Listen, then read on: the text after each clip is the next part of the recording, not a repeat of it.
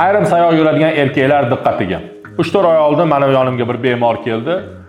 Begona ayol bilan jinsiy aloqa qilgan va siydik yo'lidan yiring oqishni boshlagan. Tekshirganimizda siydik yo'li infeksiyalari aniqlandi va bemorga tushuntirishlarni va davolashlarni amalga oshirdik, yozib berdik, tushuntirdik. Neki siydik yo'li va prostat bezi zararlanib qolgandi. Bemor tavsiyalarini olib, lekin davolashlarni amalga oshirmagan.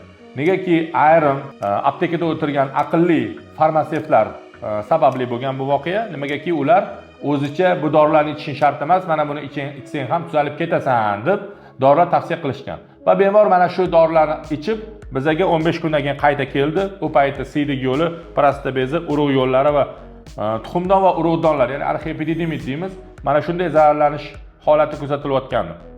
Bemorga bundan ham yaxshiroq va kerakli dorilarni yozib berganimizda bemor yana ham o'zini jonini xatarga qo'yib bu dorilarni olmagan va bir oydan keyin ko'rganimizda bitta moyagi yallan jarayonda atrofiya holatiga kelib qolgan.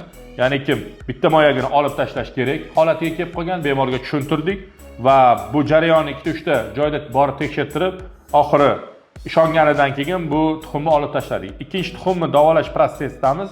Nima demoqchiman? Agar shunday holat sizda yuz berayotgan bo'lsa, hech qanaqa tabib, hech qanaqa farmatsevt, qanaqadir aqlli do'stingizning gapiga quloq solmasdan tezda shifokorga murojaat qiling. Bo'lmasa mana shunaqa qilib moyaklaringizdan ayrilib qolishingiz mumkin.